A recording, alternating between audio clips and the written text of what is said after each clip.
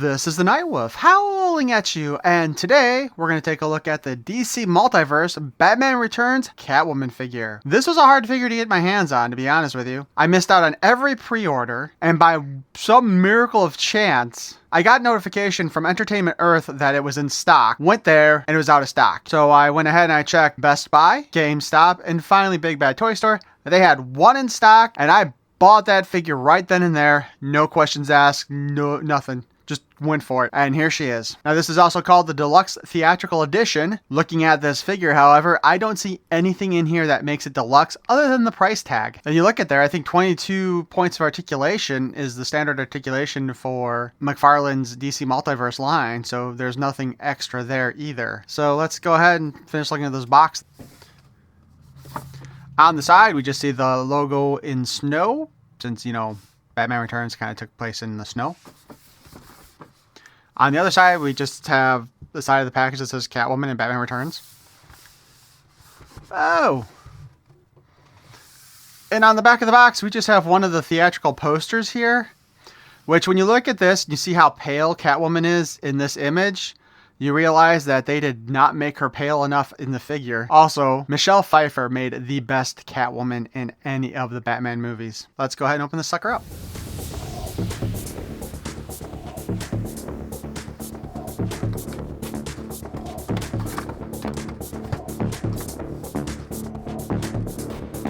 Well, at least the background inside relates to the Batman movie, because it shows the Batmobile being disassembled like they actually did in the movie.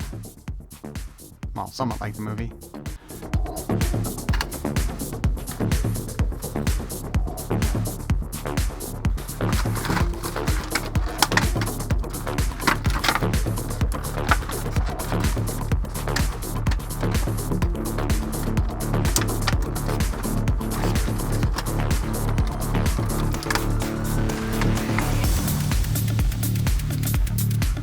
Alright, so with our Catwoman here, we have the base. I don't know if it's supposed to, the DC logo is supposed to be on the side here, or if it's just they didn't center it properly, because I want to say all the other ones that had a logo on them were in the middle. So we'll stick her up on her stand. We'll stick her up on her stand for now. Get that out of the way. Take a look at her card. It is one of the theatrical posters for Batman Returns. And again, when you look at the card compared to the figure, it does look like they did not make her skin pale enough. And that's only one of the issues I have with the way the skin tone looks on this figure, as well as some of the sculpting on it.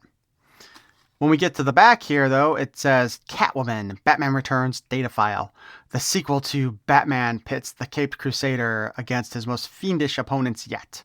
The evil Penguin and the sinuous and mysterious Catwoman. They're not even trying anymore with the file cards. I'm just going to straight out say that. That sucks. They could have done more with that. Her accessories are what I believe is supposed to be a stun gun, kind of shaped like a cat. I'm trying to remember, I'm pretty sure she used this in the movie, but I don't remember when or why. I haven't seen Batman Returns in a very long time. She also comes with a whip that is a harder plastic and it's pre-posed. Unlike, I want to say, the previous Catwoman figure that I have done a video for, based on the old Catwoman comic book, where her whip was a nice soft rubber and you could position it and even wrap it around her if you wanted. So this, like I said, sucks. I would have liked to have seen it as again, the soft rubbers. I'm not fond of pre-posed whips, basically, for all intents and purposes. Yeah, it might work in your display, but then you have to properly position the figure in the display to go with that. And that really works out. As far as her head sculpt goes, we'll take a look at it here.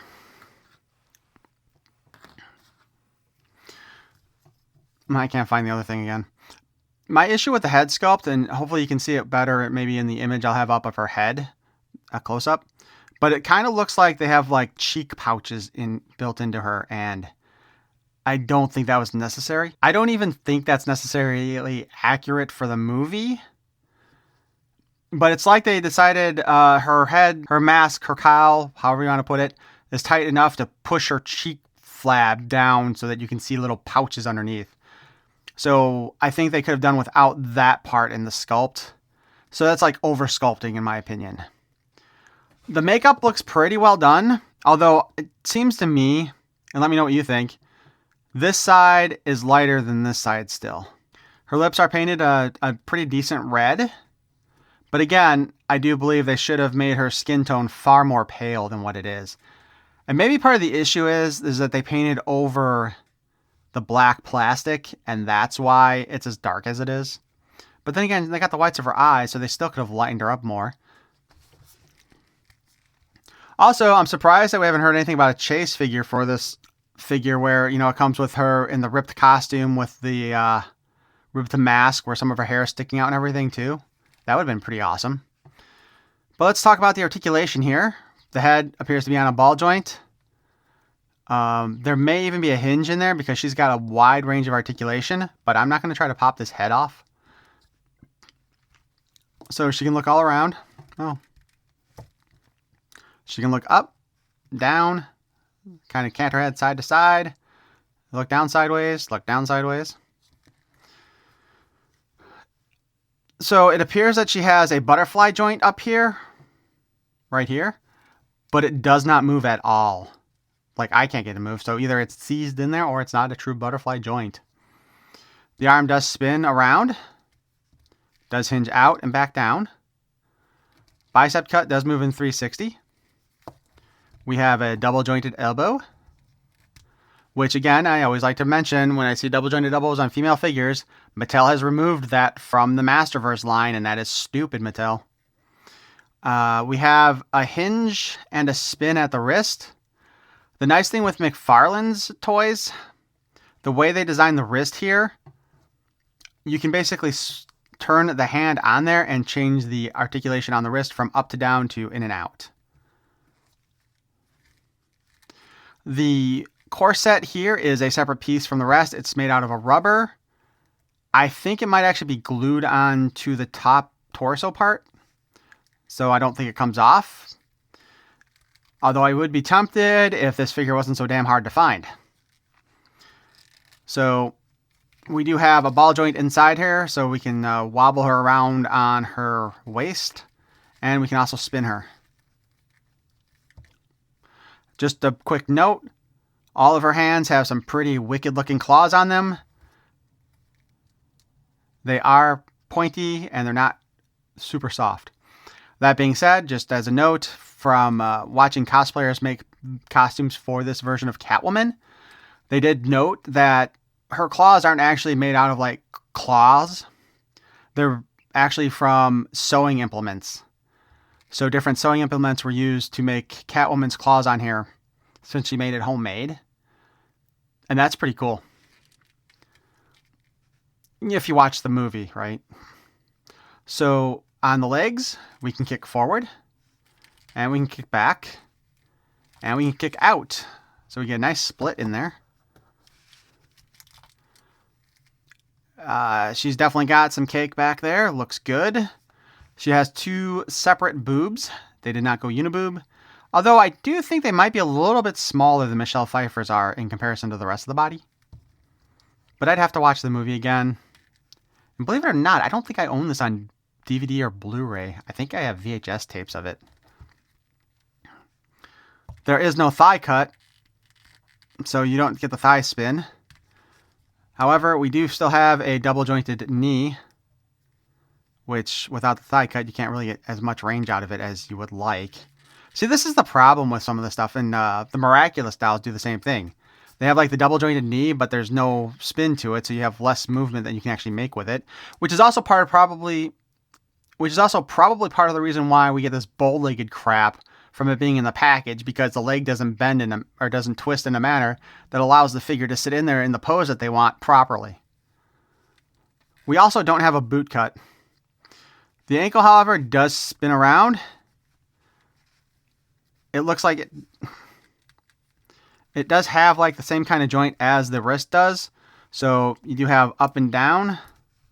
You can spin at the wrist or the ankle, but you could also turn it sideways if you want and go like that. And then it looks like she broke her leg, or broke her ankle in this case.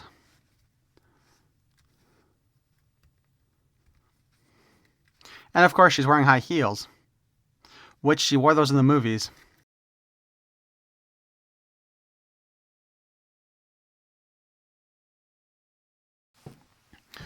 So let's see, we can put her whip in her hand, maybe.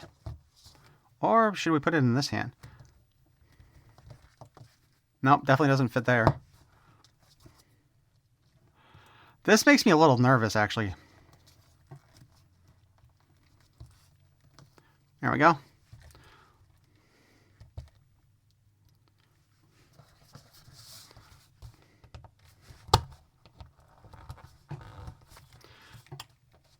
And I suppose if we want, we could fit the stun gun over here.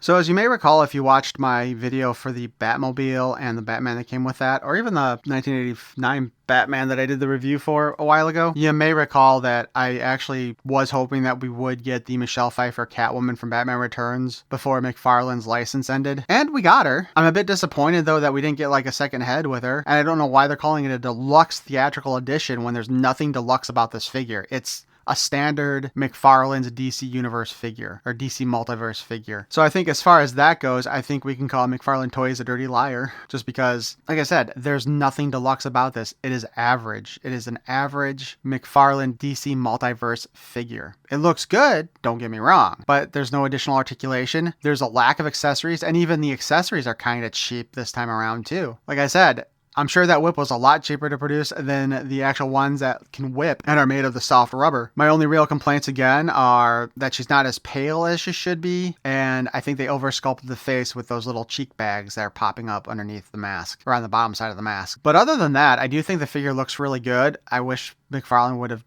McFarlane would have just actually put some thigh rotation in on the figures. I know there's some explanation he has for why they don't do that, but whatever it is, it's probably stupid, because it's not like you can claim that it causes stuff to not line up, because the seams don't line up anyway. You can see that right now looking at this figure. With her posed the way she is, the seams in her costume aren't lining up, and it's really obvious with this one. That being said, I am definitely glad I got her. She will be a great addition for my Batman collection that I have for the movies and some of the other DC figures that I have, though the Multiverse series is not a bunch of figures I really cared for. But why don't you guys let me know what you think of our Michelle Pfeiffer Catwoman in the comments below, and were you able to get her if you wanted her? Said, I feel like I got just super lucky and they had that one last one in stock and I was able to purchase it right then and there and get it. But if you enjoyed this look at our Michelle Pfeiffer Catwoman, please feel free to whip that like button. And if you want to see more of my nonsense in the future, please subscribe. I may try to get a couple of the other figures in this line, but I'm not in a big hurry for them. I wasn't really a big fan of that bat suit design, to be honest with you. Penguin looked pretty badass. I don't know why they made Max Strack, but anyway, thank you for watching.